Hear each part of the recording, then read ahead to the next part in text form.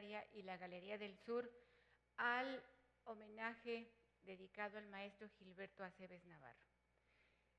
Nos acompañan en este homenaje el doctor Fernando de León, rector de la UAM Xochimilco.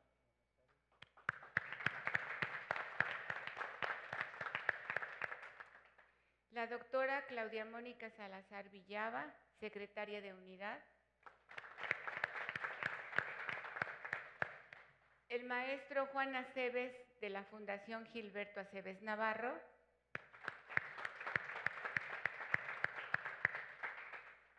El doctor Luis Ignacio Sáenz Chávez.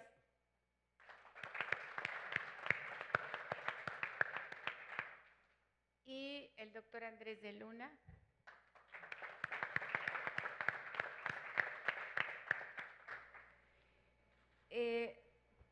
Vamos a darle la palabra al doctor Fernando de León, rector de la Unidad Xochimilco, para que nos haga el honor de inaugurar este evento. Sí, muchas gracias. Buenas tardes a todas y a todos. Pues primero una felicitación por estar presente en algo tan importante para la difusión de la cultura en nuestra unidad. Y decir de paso también que este evento de tanta relevancia pues pone otra vez en el programa de trabajo de la unidad la función de difusión y preservación de la cultura, que para nosotros, creo que para la doctora Claudia y para mí, pues es una función que desafortunadamente no aprovechamos del todo y esto es porque la gestión universitaria toma una cantidad de tiempo enorme para sacar nuestras tareas. Entonces quiero felicitar por esta exposición. Sabíamos de que iba a estar presente el maestro, estaba previsto su presencia. Le decíamos ahorita a su hijo que es una pena para nosotros que no haya llegado a este evento y a este homenaje.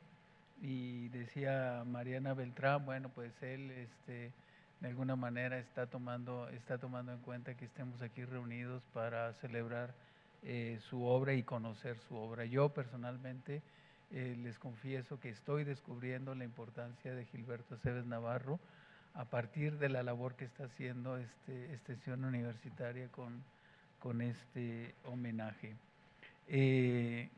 Desde hace algunas semanas o meses, le comentaba ahorita a Andrés de Luna, Mariana Beltrán me decía que me mostró la cantidad de exposiciones que están plasmadas también en estos cuadernillos que quedan muy lindos.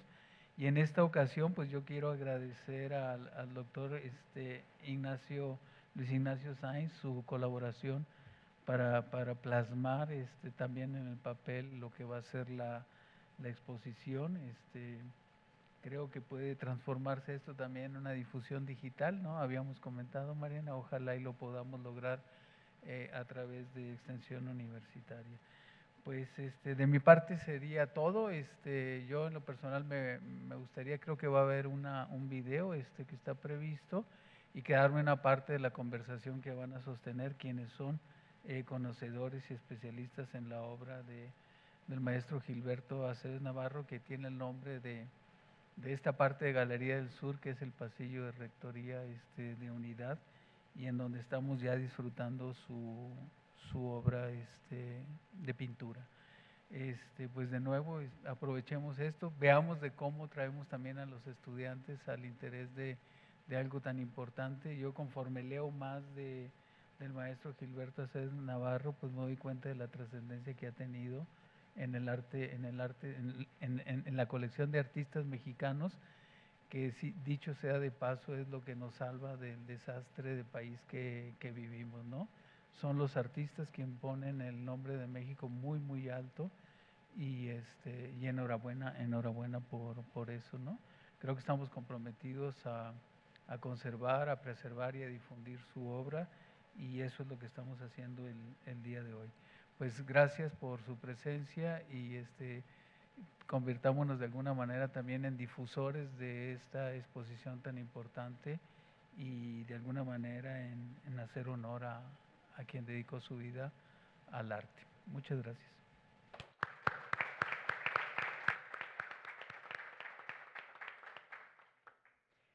Muchas gracias, doctor. Como bien señala, vamos a dar paso a la proyección de un video y continuaremos con el conversatorio.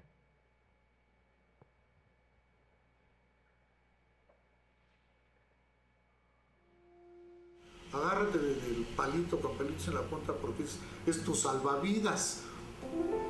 Es lo que te va a dar la razón, no para los demás, para ti, la razón de tu ser.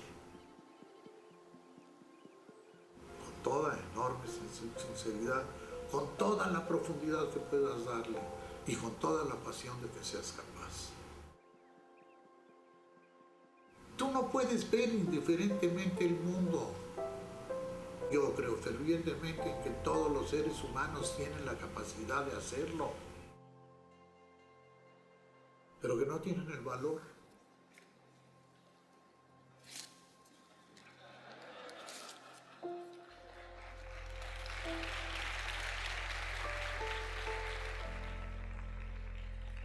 Yo quería decir otras cosas. Tal vez un pequeño discursito que fuera concesivo, que me sacara con bien del compromiso de hablar acerca de qué celebramos. ¿De veras estamos celebrando algo en México? ¿Algo de lo que ya pasó? ¿Algo de lo que hemos hecho? ¿O estamos celebrando el propósito de hacer de México un México nuevo?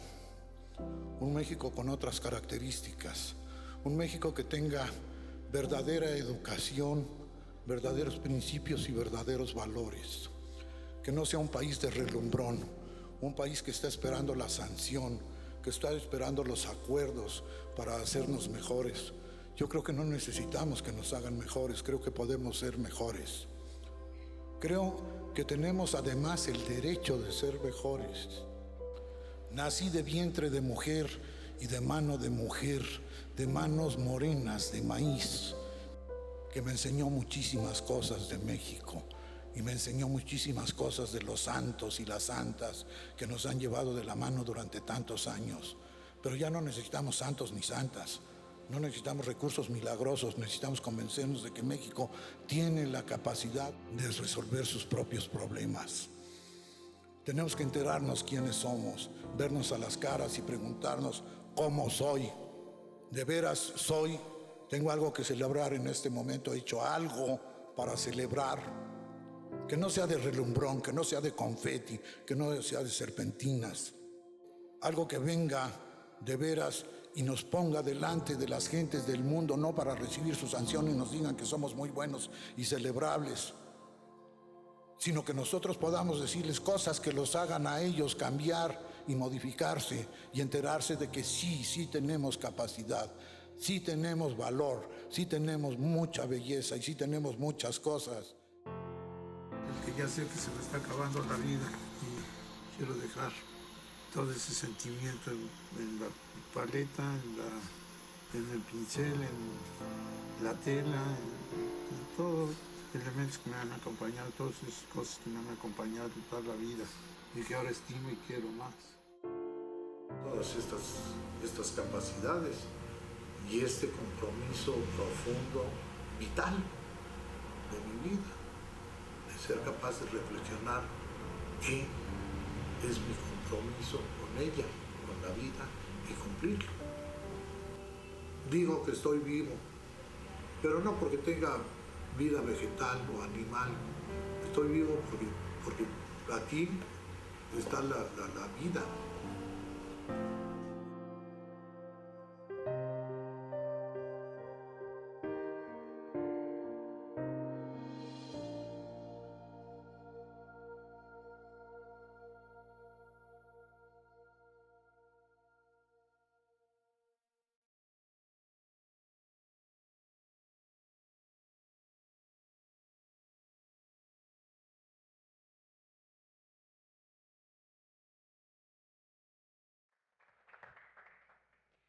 Bueno, es en estos momentos cuando uno agradece a la tecnología que a falta de la presencia del maestro podamos haber escuchado sus palabras.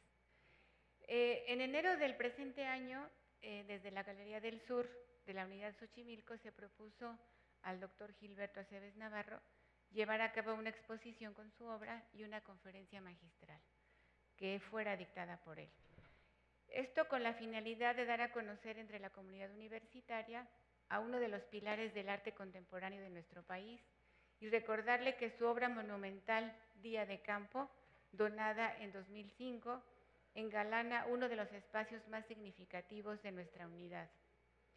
Ahora, en el marco de las celebraciones del 45 aniversario de la UAM, es también importante traer a la memoria que hace 30 años se inauguró la Galería del Sur en cumplimiento de una de las funciones sustantivas de nuestra universidad, que es la difusión de la cultura, lo que ha significado además una valiosa contribución a la comunidad en la que se ubica nuestra universidad.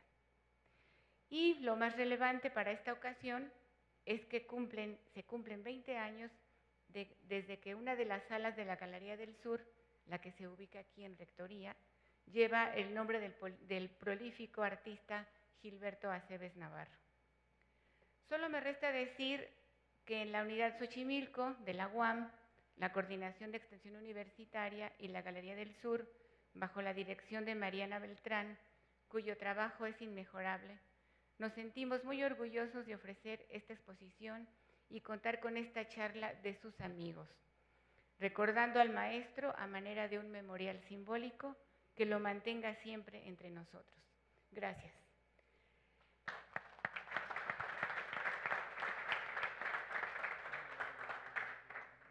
Y ahora este conversatorio, que es precisamente una plática, una charla entre amigos del maestro, los dejo con el doctor Luis Ignacio Sáenz, que él es ensayista y escritor, politólogo de la UNAM, profesor de Ciencias Políticas y también profesor de la Escuela Nacional de Antropología e Historia.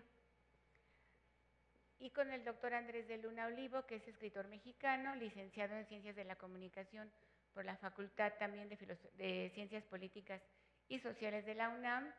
Estudió cine en el Centro de Capacitación Cinematográfica de los Estudios Churubusco. Es profesor titular de la UAM Xochimilco desde 1983 y pues es uno de los personajes más importantes para Extensión Universitaria y para la Galería del Sur. Los dejo con ellos para que nos den aquí sus comentarios, nos hagan recordar al maestro Aceves Navarro de la mejor manera que podemos hacerlo a través de sus palabras. Gracias. ¿Quién comienza? Doctor Luis Ignacio Sáenz, por favor.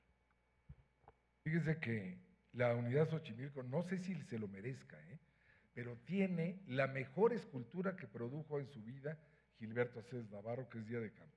Es una pieza de 80 toneladas que fue un absoluto delirio producir, gestar, diseñar y levantar en este jirón de la ciudad.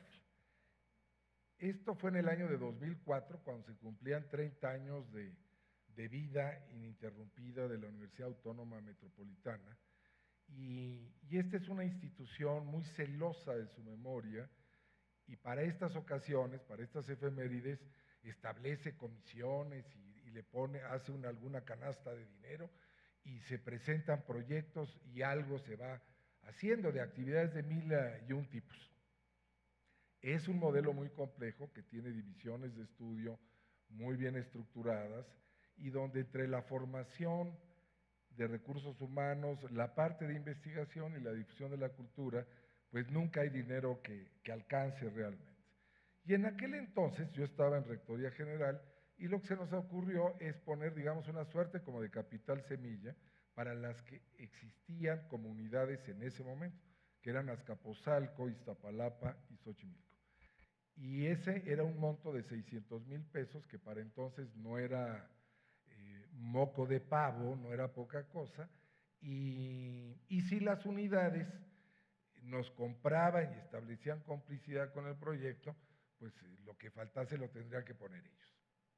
Azcapotzalco fiel a su tradición de ser mezquina, no puso un solo centavo, ¿no? Con una de las más oscuras autoridades al frente de la unidad, la maestra Mónica de la Garza, que es una cosa vergonzosa que lleguen a entronizarse en el sistema, pues casi con asco veía el proyecto, y sin embargo les tocó una espléndida escultura de la maestra Irma Palacios. Pero ni un peso más ni un peso menos, ¿eh? De casualidad nos dejaron trabajar en el campus de la unidad. Muchos años después, será Azcapotzalco la muy generosa unidad que permite que haya un proyecto que se llamó Elogio al Espacio, con 15 grandes esculturas de los más importantes creadores de nuestro país, entre ellos una pieza también muy relevante de Gilberto Aceves Navarro, pero piezas de Brian Nissen, de Vicente Rojo, de Manuel Felgueres, de Ivonne Domenech, también muy cercana y celebrada por la unidad Xochimilco, etcétera, ¿no?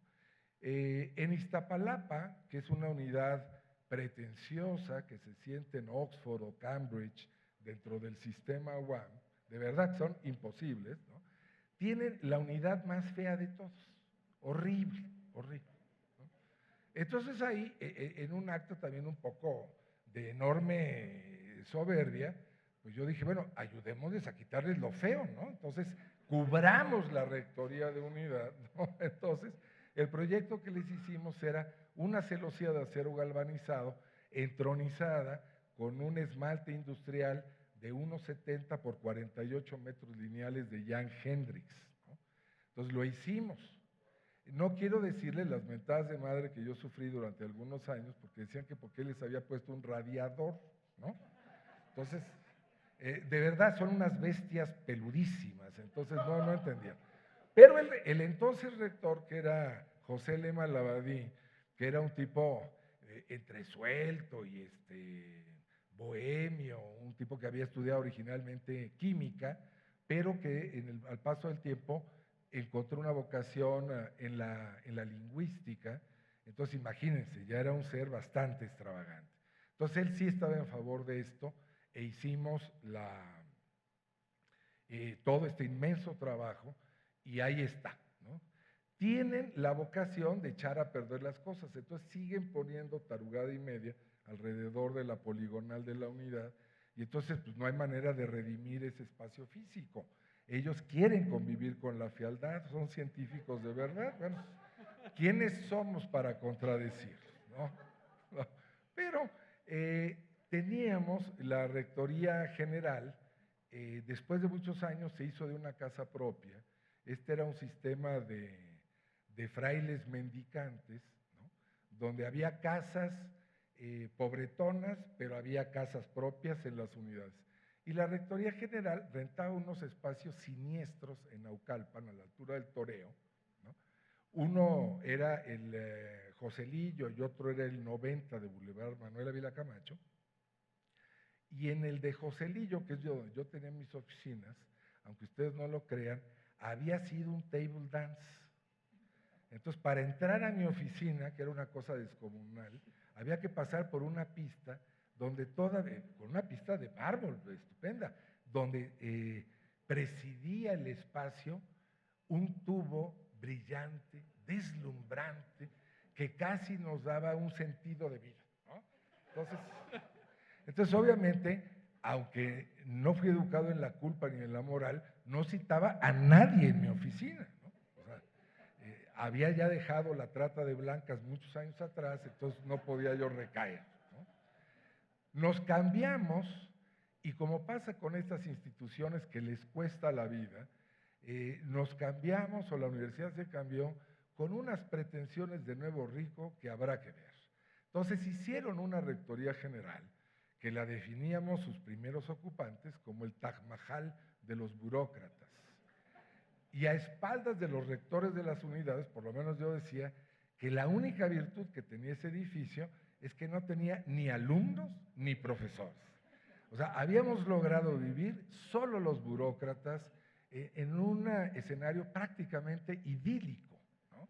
Donde nadie nos rayaba las puertas ni los pasillos, ¿no? No podían ni entrar, vaya, ¿no? Entonces era fascinante. Pero este edificio lo había diseñado un gran arquitecto mexicano, Enrique Yáñez, y tuvo el mal gusto de morirse, porque en este país los mejores o se nos van pronto o se nos van y nos dejan medio huérfanos.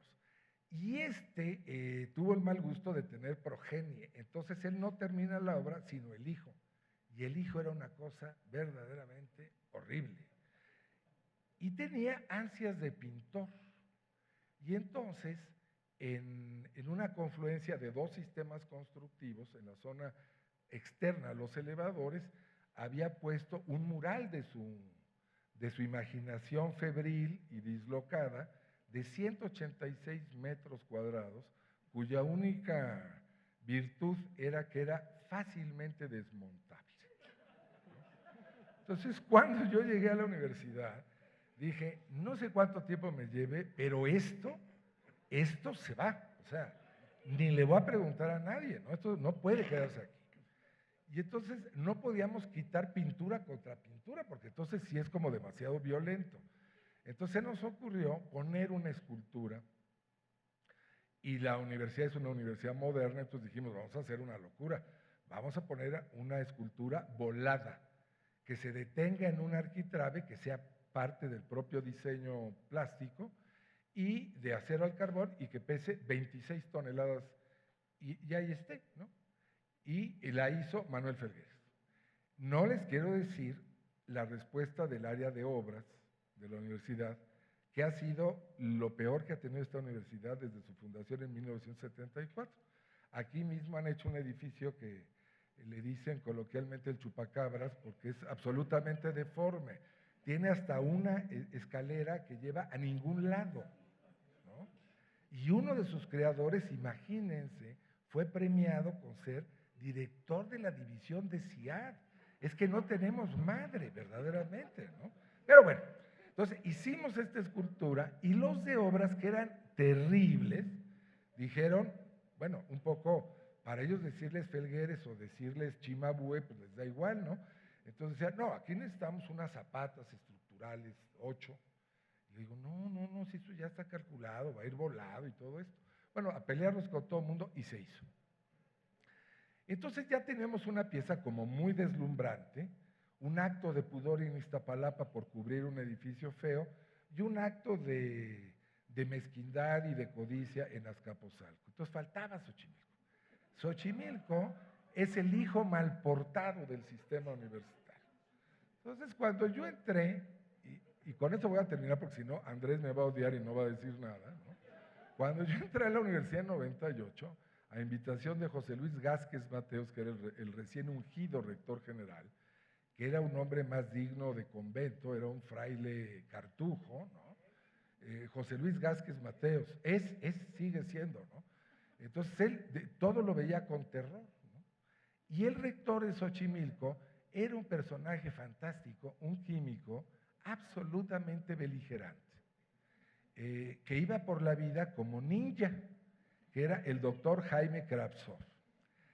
Y a su enorme capacidad de polémica y de contradicción, como si le faltara energía, tenía una secretaria de unidad, Marina Altagracia, que era diabólica, absolutamente diabólica, tremenda, ¿no?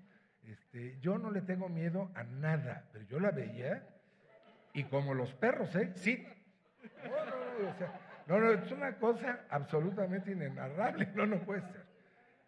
Y así me recibieron a los 3 días en una reunión de una cosa que se llama Junta de Rectores y Secretarios, que además se hacían como off the record, muy camufladas, en un departamento raro que tienen en Avenida Revolución, que creen que nadie lo conoce y lo conoce todo el mundo. Y los funcionarios universitarios tienen tan poca experiencia en la vida política y en la vida de la inteligencia como sistema, ¿no? Que no se malentienda, que todos iban con sus choferes, todos los choferes sindicalizados. Entonces todo el mundo sabía lo que hacíamos en ese espacio, que en teoría era secreto, del sigilo de la investigación de la PGR. Entonces era una imbecilidad detrás de otra, ¿no? Y ahí fue esta reunión, y lo que yo me enteré a los 15 minutos es que la única etiqueta que prevalecía en el sistema de la Universidad Autónoma Metropolitana era la guerra florida. Buscar cautivos, sacrificarlos, llorar a los dioses en la esperanza de que viniera nuevamente el sol. Entonces, así era.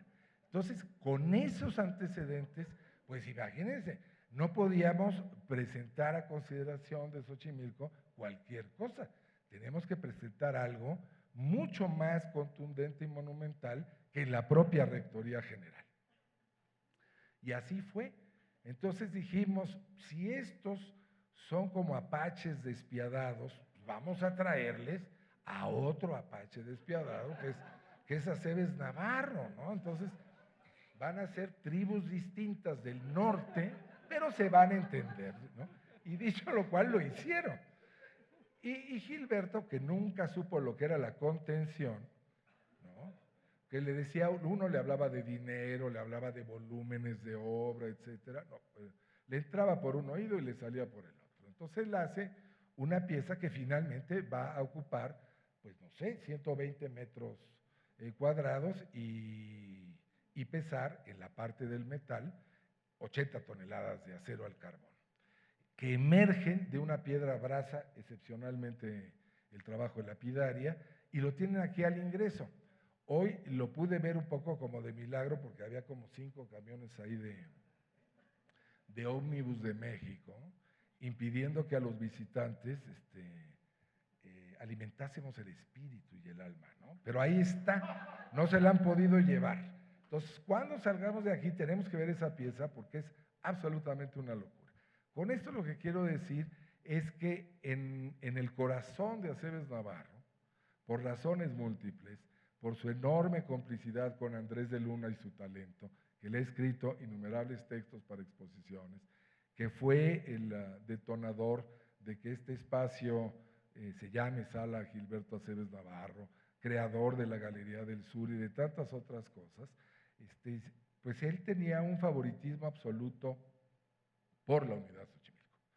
Y él hubiera estado de plácemes de acompañarnos el día de hoy, porque de verdad era un maestro de tiempísimo completo, era maestro en las telas, en los materiales sólidos, en la vida, ¿no? Y a eso le dedicó quizá más horas que a su propia producción propia, estética, artística, y lo hizo con notables aciertos. Entonces esta sería mi primera participación para no inhibir a mi amigo Andrés de Luna.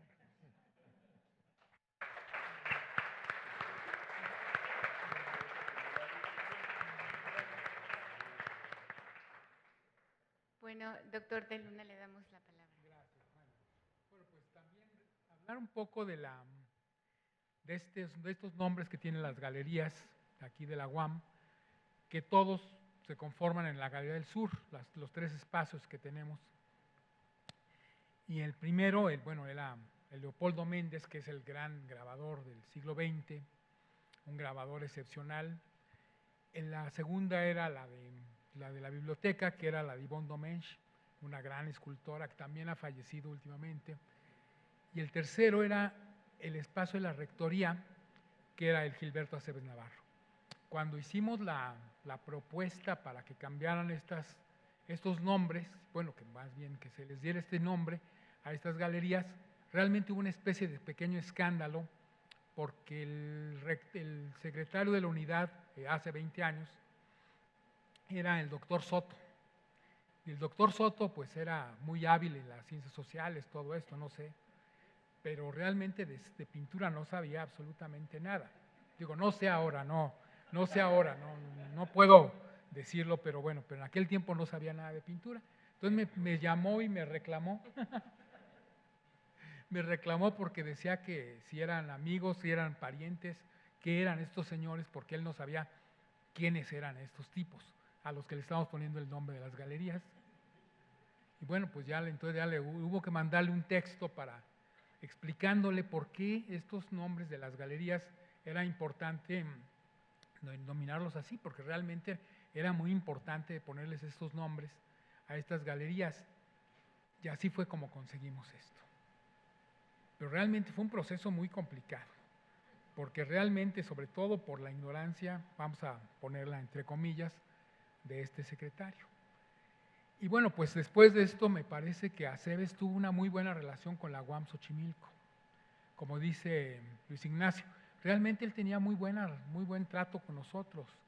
Además que era un amigo personal bastante inteligente, un hombre muy sensible, un hombre que cuando le pedimos que expusiera en esta unidad siempre quiso hacerlo. Expuso aquí Gordas en la playa, bueno, pasarela, comedores de papas y otra por ahí, ¿no? Como tres veces. Sí. Los comedores de papas.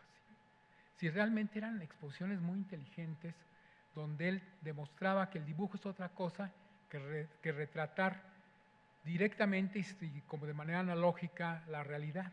Entonces esto lo hacía él de manera realmente sensacional porque él decía que había que observar las cosas, pero no había que pintarlas directamente, sino que había que tener el lápiz en el papel.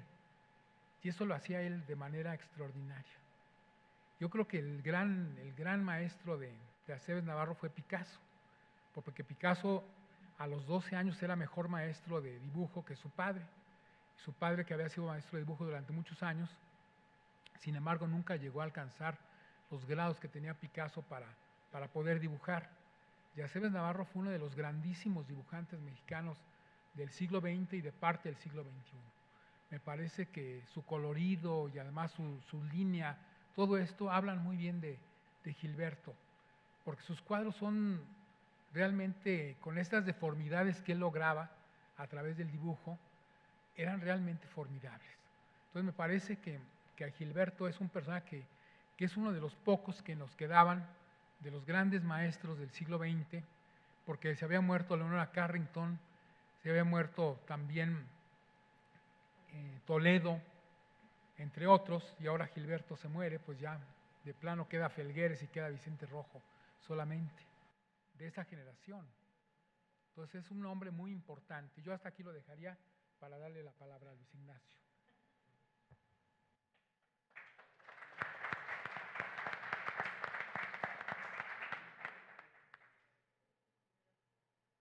Aceves Navarro era un hombre excepcionalmente contradictorio y eso es lo que lo hacía un personaje delicioso. Era un hombre cultérrimo, pero no porque le gustase hacerse de adornos o hacerse de medallas. Era un hombre que disfrutaba enormemente la lectura. En su estudio en la calle de Monterrey llegó a atesorar, pues no sé, 4 o 5 mil libros nada más dedicados a la historia del arte, que hojeaban con singular desparpajo sus alumnos y que algunos de ellos se convertían en exitosos truchimanes y se llevaban los libros, ¿no? Y entonces después renegaba a Aceves Navarro como un bellaco, pero en el fondo estaba feliz porque sabía que ese libro iba a alimentarle el alma e iba a cambiarle seguramente el destino a quien lo había tomado. Aceves tiene una capacidad única de ver, tiene una mirada multiabarcante, es absolutamente genial en cómo puede registrar hasta el último detalle. Eso lo convierte en un dibujante de primera línea, yo creo que es con mucho el mejor dibujante de su generación, pero digamos a la altura de Saturnino Herrán o de Julio Ruelas, realmente un dibujante muy, muy excepcional. Él tenía los devaneos de que todo lo que hacía era genial, entonces eso nos metía en un problema a todos, porque guardaba miles y miles de dibujos, miles y miles de bocetos, miles y miles de todo, ¿no? Y todo, ¿y qué era lo mejor que había hecho? Lo que había pintado el día anterior. Y no admitía ninguna discusión, incluso se incendiaba, ¿no? Si uno le decía, oye, no, hombre, es que como las decapitaciones, nada. Y bueno, a mí casi me quitó la palabra alguna vez, ¿no? Porque me dijo, tú siempre quieres hablar de las decapitaciones, y me dijo literalmente, el mejor cuadro es el que pinté ayer. Entonces yo dije, bueno, yo quisiera 5 minutos de esa autoestima, ¿no? Porque era notable, o sea, no había nada que lo detuviese. Iba como un tanque Sherman, sin que nada lo contuviese, ¿no? Pero era un hombre de una sensibilidad bruta. Entonces, no solamente se molestaba con mi debilidad o proclividad por las decapitaciones de San Juan el Bautista, que lo uso como ejemplo para que vean uno de los tantos métodos de Gilberto Aceves Navarro. Gilberto, todo lo que hace es en diálogo con los grandes pintores del pasado. Él nada lo hace autorreferencialmente, él está dialogando con todos. No importa si es la gran pintura veneciana de Tiziano, de Tintoretto, de Giorgione, o son los toscanos, o es el impresionismo francés del 19, no, él está trabajando con todos al mismo tiempo. Y en esto de la decapitación, él elige una pequeña gilografía, que es una piececita así de Durero, de 1512, monocroma, que es la decapitación. Y de eso él va a pintar más o menos 100 o 100 y pico, y va a exponer en 1978 83 de ellas en el Museo de Arte Moderno, en lo que Fernando Gamboa calificó de la más importante exposición de la segunda mitad del siglo XX que hubo en nuestro país. Entonces imagínense, del papel y del papel estampado en una gilografía a lienzos de lino, de una cosa que no tiene 20 centímetros cuadrados a cuadros de 1 por 1, de 1 por 1,10, de 1 por 1,50, etc. De lo monocromo al color. Entonces siempre hace estos juegos de inteligencia, estos juegos de ingenio, que son absolutamente únicos. Y cada una de sus series es igualmente brillante. Yo tengo alguna debilidad porque los santos a mí me gustan para que sean decapitados. Si no lo son, pues como para qué los queremos, ¿no? Entonces, a eso a mí me gustaba. Y como hablaba de eso, esa vez se molestó, se volvió una erinia, ¿no? Flamígero se volvió y me dijo, por eso nunca te regalaré una de las decapitaciones y no sé qué. Entonces yo dije, bueno, sí estamos aquí ya en la declaración de guerra, ¿no?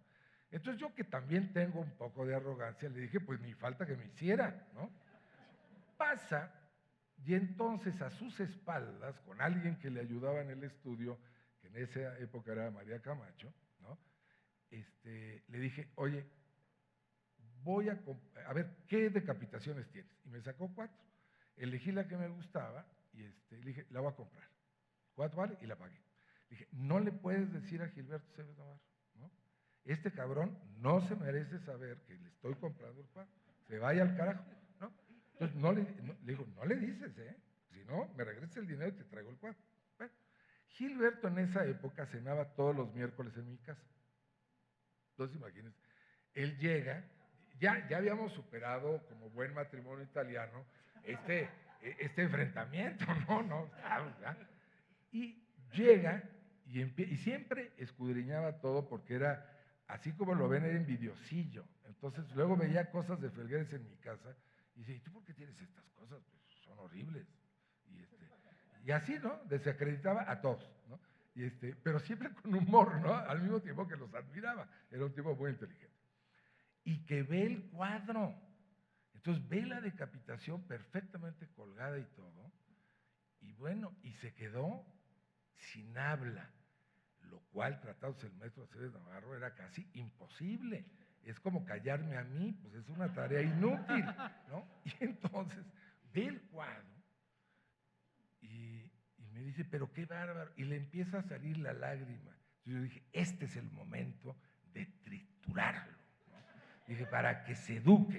Entonces le digo, para que veas que no te necesito, ahí está. Ya lo compré, ¿no? Entonces se puso feliz.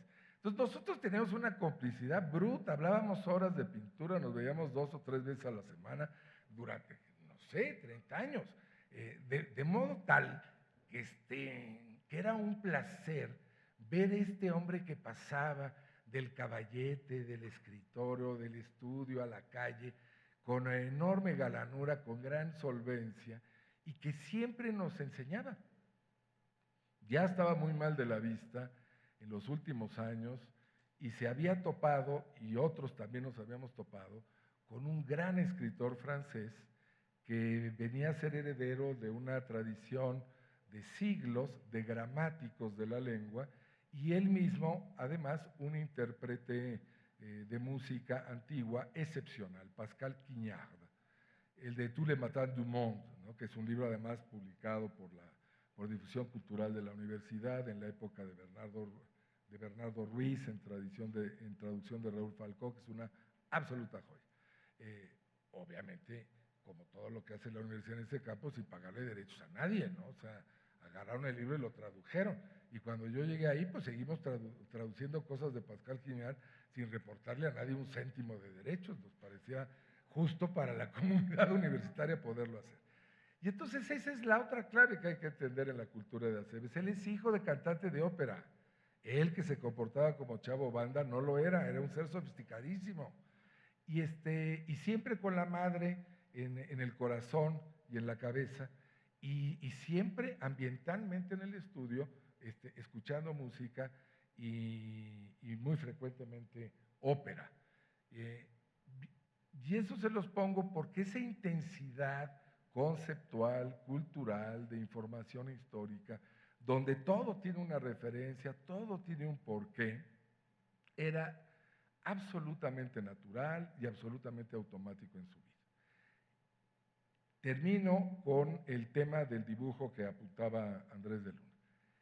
Él le da la espalda a la perfección mimética del dibujo, porque entonces no se expresa nada. Él necesita la deformidad de los objetos no retratados, sino recreados, para que nos digan algo, que nos puedan susurrar alguna cosa.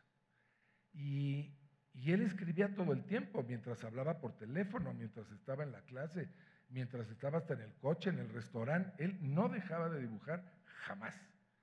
Y recordábamos hace rato que si bien dibujaba mucho a sus alumnos y hacía cosas extraordinarias, a Beatriz Sánchez Zurita le ha hecho algunos retratos verdaderamente divinos, pero yo comentaba que alguna debilidad tenía por Oscar Bachthol, aquí presente, porque no solamente le hizo 40 o 50 dibujos, sino todos buenos, ¿no? Entonces, bueno, eso da una envidia brutal, ¿no? Porque dice uno, pues, ¿qué tiene este desgraciado de Bachthol, ¿no? Que lo tenía engañado y hechizado, haciéndole los retratos. Y esa es otra gracia de Aceves, retratar todo, registrarlo todo. Y yo creo que si hiciéramos una morfología de los dibujos del propio Oscar, entenderíamos muchas claves de interpretación y de aprehensión del ser de Oscar desde la cabeza y el corazón de Gilberto, que los tenía y los tenía en grado superlativo. Hasta aquí dejo el comentario.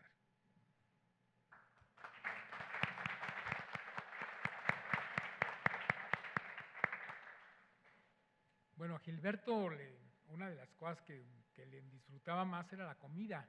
Una vez me platicó que había hecho un pato a la naranja con sopletes de esos de plomero, o no sé de qué son los. Sí, son de plomero, ¿verdad? No sé, realmente no sé si fue mentira o fue realidad, pero pudo haber sido. Y un día también me dijo que había ido a Nueva York a comer pasta, y que cuando le pidió el mesero que qué pasta le traía, dijo, pues seleccionó como 8 pastas y que esas se las trajo. Y dijo, ¿por qué pide usted tanta pasta? Dijo, porque vine a Nueva York a comer pasta. Bueno, pues así fue. Así fue. Y bueno, lo que pasa es que Gilberto también, cuando me tocó conocerlo, ya formalmente en el plano de lo que era su trabajo plástico, estaba haciendo unas piezas escultóricas que él dibujaba. Él dibujaba sobre la lámina y sobre eso plasmaba esas esculturas, y decía que eso lo había aprendido de Miguel Ángel, porque Miguel Ángel había hecho una carta donde decía que la pintura, el dibujo y la escultura estaban tan ligadas que realmente se podía trabajar con la misma técnica una cosa y otra. Y eso él lo platicaba y lo hacía y lo practicaba en la parte escultórica, y me parece que lo lograba muy bien. porque realmente eso, él no tenía la idea esta tridimensional de las piezas, sino que simplemente buscaba un plano y con eso trabajaba toda la pieza hasta el final. Me parece que era extraordinario con este tipo de detalles. Esa exposición que hizo en la Galería OMR me parece que fue una de las más importantes en términos de la escultura que hizo Gilberto, porque ahí demostró que lo que él estaba haciendo, que realmente tenía estas facilidades, este genio para poder llevar a cabo esta obra que era sin precedentes. Me parece que es una de las obras más monumentales y más extraordinarias que hay en la plástica mexicana. Y también cuando trajo aquí la famosa serie esta de La Pasarela, que eran unas mujeres que era la Miss Nezahualcóyotl y cosas así, realmente pues hizo una cosa extraordinaria con estas mujeres, porque más que burlarse de ellas, realmente estaba haciendo una cosa pues que les salía del alma, realmente era plasmar a estas mujeres que más bien estaban ubicadas en un terreno que no era el de ellas, pero que realmente como estaban ubicadas ahí, pues él tenía que retratarlas. Incluso me acuerdo de una que traía unos zapatos extraordinarios, rojos, y que bueno, eso era como una especie como de dádiva a Salvatore Ferragamo o a alguno de los grandes diseñadores de zapatos, porque realmente eran unos zapatos increíbles. Y como eso, Gilberto hacía y transformaba el mundo en un solo lienzo. Me parece que cada lienzo de él es una interpretación y una reinterpretación del mundo, y que eso es muy complicado de hacer, sobre todo porque muchos artistas se repiten en su trabajo. Gilberto me parece que nunca llegó a ese punto. Él siempre estaba abierto a experimentar, porque era tan buen observador de esa realidad, que realmente él podía de un día para otro cambiar su temática, aunque su trabajo fuera muy semejante de una parte a otra, sin embargo tenía muchas cosas diferentes. Por ejemplo, cuando hizo el trabajo sobre Felipe II, que es deslumbrante, pues también nos sorprende con todo esto. Me parece que Gilberto era un artista único en esta naturaleza. Yo hasta aquí lo dejo. Segundo, que es el rostro más horroroso de los Habsburgo, una cosa espantosa, nacido en Valladolid para empezar, los otros tenían el buen gusto de ser flamencos, ¿no? Carlos V había nacido en Gante. No, ya era una cosa espantosa. Pero hace unas mezclas que son insostenibles conceptualmente, pero son el sustento del éxito plástico. Entonces, Felipe II y la Armada Invencible, en esa derrota de los elementos, de estos galeones enormes, poco prácticos, cero dinámicos, frente a las naves más pequeñas de los ingleses, no lo registran no solamente como la gran batalla naval, sino como la consecuencia, que es el dolor de la pérdida. Y entonces incorpora un elemento que tiene que ver con las festividades y los lutos mexicanos, que son las lloronas. Entonces imagínense, es Felipe II, la Armada Invencible hecha mierda, ¿no? Y las lloronas a todo lo que daba, ¿no? Entonces, esta inteligencia y este humor campean de cabo a rabo en toda la obra de Aceves, y eso es muy notable, que es lo que nos dicen de lo de Pasarela. Él, digamos que muchísimos años antes está pensando en Yalitza Aparicio, ¿no? Le está dando un espacio. ¿Por qué? Porque era un hombre sin prejuicios. A él le gustaban todos los seres humanos, ricos, pobres, prietos, morados, blancos, sin toner, como fueran, ¿no? Le gustaban todos. Y lo vive muy gozosamente. Y eso es lo que le alimenta un poco su fantasía, su imaginación, más un ejercicio de 4 o 6 horas diarias de dibujar denodadamente y de nunca hacer de sus aciertos trucos, de nunca esos aciertos convertirlos en sistema. Siempre hay una búsqueda de nuevas formas de aproximación, una aliteración de la mirada a efecto de cómo enriquecemos más eso que llamamos realidad, y por lo menos esos gajos de realidad que transportamos a los lienzos o a los materiales para hacer escultura. Y bueno, pues en eso él no tiene ningún límite, no hay tema que le sea ajeno.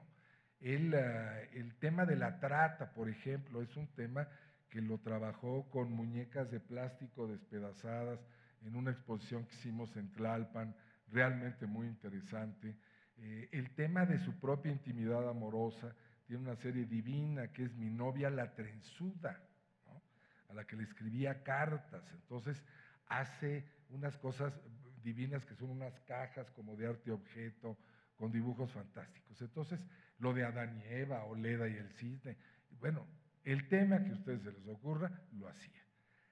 Creo que una de las dos últimas pretensiones cumplidas de su imaginería es La calle de Nápoles, que es una serie de lienzos enormes que montó en Indianilla, que es espectacular, y otra que desafortunadamente nunca se expuso en México, que la hizo para Guadalajara porque él tuvo tardíamente una asociación muy productiva con el Taller Arte Chapultepec de Humberto Vaca y de Cecilia Santos, con quienes tuvo una relación muy, muy fraterna, hizo muchísima estampa, los mejores monotipos que hizo en su vida los hizo en ese taller, y entonces él se planteó el tema de la conquista y se lo planteó en dos visualidades. Uno, en esa novedad americana que fue la irrupción del caballo en nuestro paisaje, que son estos ciervos que pierden las astas de Moctezuma, y entonces entre estos caballos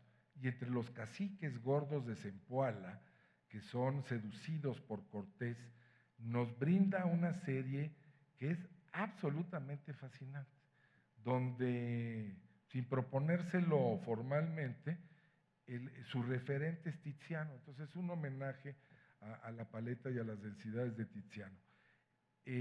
No siempre, la obra de Aceves, que es muy respetada, no forzosamente se la arrebatan los coleccionistas porque es una obra inteligente, es una obra polémica, crítica. Entonces no todo es fácil de colgar, sí para nosotros los que estamos un poco seducidos por el maestro. Y esa exposición, creo que quedaron unos cuantos cuadros que pudo regresar a México y se vendió prácticamente por completo en Guadalajara. Entonces, les estoy hablando que se vendieron más de 40 piezas realmente excepcionales. Y era tan celoso luego de su trabajo que dos de estas piezas las compró Alejandro Colunga, que tenía una admiración absoluta por Aceves, ¿no? Y Aceves luego tenía arranques, ¿no? Entonces, cuando vio que estaba comprando dos de sus cuadros, que eran unos gordos de Zempoala de los caciques y otro de los caballos, ¿no? Entonces, conmigo en una parte me dice, bueno, ¿y este estúpido quién se cree que se va a llevar dos cuadros míos? No debería de hacerlo. Entonces, Aceves también tiene eso, ¿eh? Entonces, tamaño problema tiene Juan y la fundación, porque además de ser un hombre muy prolífico, es un hombre que era bastante cicatero a la hora de vender su obra, no la prefería regalar cuando había una complicidad intelectual que venderla. Entonces es una obra vastísima la que tiene todavía la fundación y que será un reto enorme para situarla en repositorios museográficos de primer nivel en el país y en colecciones públicas importantes. Pero sin duda, y por eso terminaría, es un pintor fuera del establishment a quien relativamente le costó el reconocimiento, porque hay cosas que le vienen tarde, inexplicablemente tarde. El Premio Nacional de Ciencias y Artes se lo dan en 2003, cuando a Vicente Rojo o a Manuel Felgueres se los habían dado en 88, por ejemplo, o en 90, ¿no? Entonces, no había ninguna razón inteligente que aducir o que esgrimir para retrasar tanto el reconocimiento a Aceves, que es un pintor absolutamente determinante en la visualidad avanzada de nuestra cultura. Y así, la medalla de Bellas Artes, esa se la dieron un poco más a tiempo, ¿no?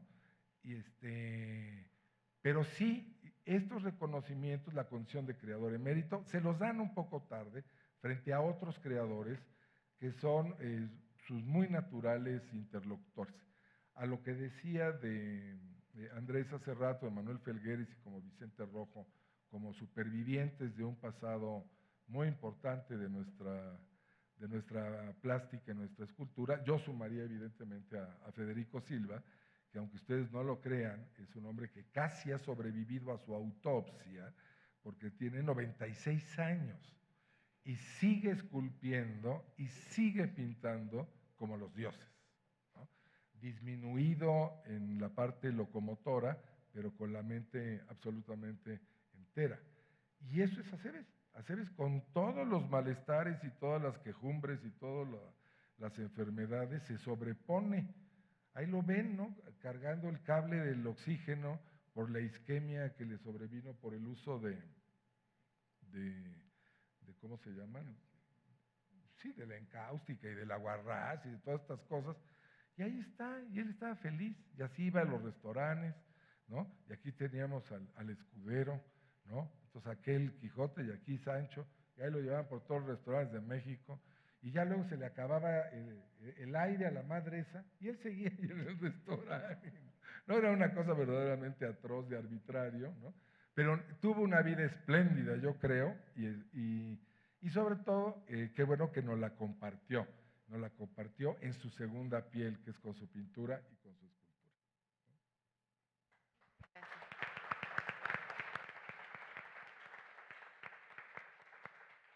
Bueno, yo quisiera pedirle a Juan Aceves que nos dirija también unas palabras y que participe de este conversatorio que podríamos estar aquí horas y horas, ¿no? Efectivamente, gracias. Gracias a todos. Bueno, gracias, doctor, gracias, doctor, gracias, doctora. Gracias, parezco así como de película de Chevy Chase, doctor. Yo no soy doctor, soy hijo de uno de los hombres más extraordinarios que he conocido. Soy una pincelada más, soy uno más de los hijos que tuvo muchísimos y que pues actualmente son el presente de este país en cuanto a el ámbito del arte, de la creación, del pensamiento, de muchísimas cosas que mi padre siempre tuvo la capacidad de envolverse en esas temáticas que le interesaban, en esas muchas formas de estar presente constantemente, de observar, de darse cuenta de cómo suceden las cosas, de darse cuenta de lo que sucede a su alrededor. Él hablaba mucho de una cita de Hokusai, ¿no? Que era observar, observar, observar. Si quieres pintar bambús, obsérvalos durante años y años hasta que te conviertas en un bambú. Y entonces podrás pintar un bambú, pero entonces ya no vas a necesitar, ya vas a ser un bambú tú mismo. Creo que él, a través de hacer, de vivir, de rozarse con la gente, de conectarse, de contactarse, sufragó esa tristeza que tuvo por haber tenido un hijo único. Él quiso tener 12, me lo contaba muy a menudo, o 13, y mi madre, al conocerme un poquito más, dijo: se cierra la fábrica y yo con otro más de estos, y contigo, no, por favor. Así es que se quedó con un solo hijo, mi padre biológico, pero a través de su cariño, a través de su tocar a la gente, repito, a través de ese roce, fue formando una familia extraordinaria, una familia de gente que, pues a diferencia de la familia biológica, se genera a base de vínculos de interés, a base de vínculos de amor, amor por lo mismo, amor por lo hecho, amor por lo compartido. Mi padre fue uno de los compañeros de viaje más extraordinarios que tuvieron muchas gentes, siempre se hablaba. Y en 2003 de su capacidad como compañero de viaje. En 2003 hicimos nuestro primer viaje largo juntos, él y yo. Fuimos a España, iba a presentar la exposición de Ahora que estoy viejo te escribo cartas, mamá, que fue pues todo un proceso de también estar bien con su madre, ¿no? Una mujer fuertísima que formó a un personaje fuertísimo también y que pues le dio mucho de todo ese drama, ¿no? que tenía mi padre. Entonces en ese viaje se presentó esa exposición y coincidió también con que se le avisó a mi padre que era recipiente del Premio Nacional de Ciencias y Artes. Y durante ese viaje, pues, hizo una serie también de esculturitas pequeñas, siempre estaba trabajando y haciendo cosas nuevas que le llamaran la atención, proyectos, y dentro de las actividades acabamos en las Islas Canarias, en la isla de Tenerife, en donde fuimos a ver a un galerista que se llamaba El Conco, y era pues un galerista muy importante ahí. Las personas con las que fuimos se quedaron hospedadas en el hotel enfrente de la casa galería en donde vivía el galero, y nos dijeron, no, ustedes quédense en la casa del Conco, van a tener una plática extraordinaria con él y van a tener la posibilidad de disfrutar y estar tranquilos. No me di cuenta en ese momento de la sonrisa malévola de don Fernando. Al día llegó la noche y subimos al segundo piso de la galería, que era un lugar como de película de espantos mexicana de los 50, con redes y esculturas así grotescas. El baño, el trono efectivamente estaba sobre una plataforma en donde había una escultura de piedra, de mármol, así, viéndolo a uno acusatoriamente, ¿no? Y mi padre y yo veíamos eso y decíamos, bueno, ¿y qué vamos a hacer aquí? ¿Dónde vamos a dormir? Y entonces el Conco nos llevó a una habitación en donde, pues primero que nada, los techos eran de 6 metros de altura y allá hasta arriba había un foquito así como de 10 watts que iluminaba una cama desvencijada como de la Primera Guerra Mundial, ¿no? Con resortes salidos, y muy orgullosamente nos dijo, aquí está su habitación, les dejo la cama a los dos para que la compartan y puedan estar pues, más tranquilitos juntos, ¿no? Y a las 3 de la mañana siento que me hacen así y yo despierto y mi papá, quiero ir al baño. Y le digo, pues ve. No, pero me da miedo. Entonces lo tuve que acompañar. Todo esto es para decir que este gran personaje, hombre valientísimo, que tuvo la capacidad de enfrentarse a todas las cosas que le daban miedo y salir adelante, era un hombre que tenía una sensibilidad y una ingenuidad infantil muy adorable, muy, muy increíble. Y creo que con su partida de este plano de existencia, pues de cierta forma se han convertido un poco en universal al pasar a través de todos sus alumnos y hermanos a formar pues algo que es indispensable para un país y para cualquier pueblo, ¿no? Que es el pensamiento, que es la creatividad, que es la libertad.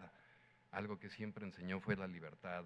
Las universidades son casas en donde supuestamente debe de enseñarse el pensamiento crítico, independiente, y por eso siempre fue alguien que estuvo allegado a las instituciones, le importaba muchísimo.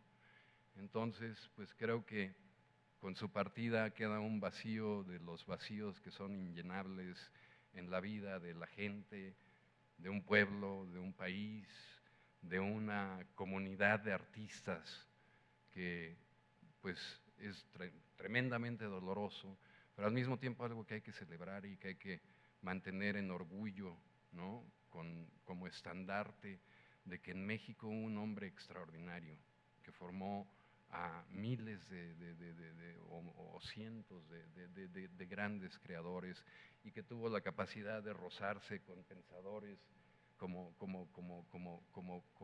siempre lo hizo él, ¿no? Entonces, muchas gracias por este homenaje, muchas gracias por estar aquí presentes, muchas gracias por recordar a mi padre. Yo hablo desde mi trinchera de hijo, ¿no?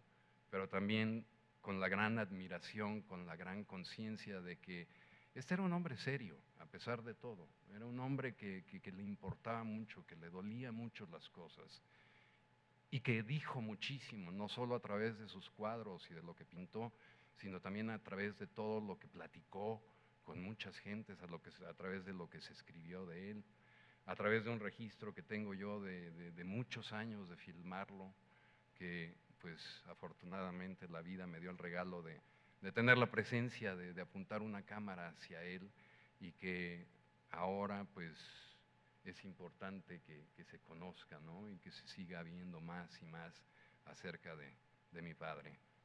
Me voy a detener ya, porque si no nos vamos hasta las 3 de la tarde. Muchas gracias nuevamente.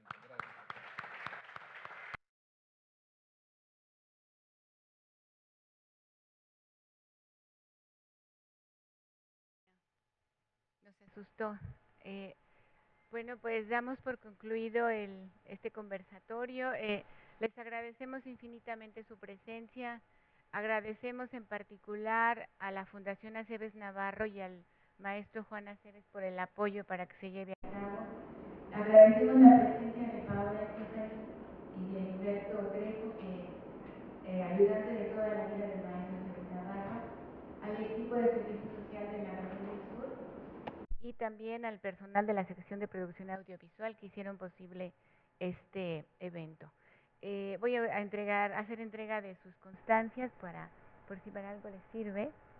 Y gracias maestro, gracias doctor. Y los invitamos a que pasen por favor a hacer un recorrido por la galería que lleva el nombre del maestro Gilberto Aceves Navarro. Gracias.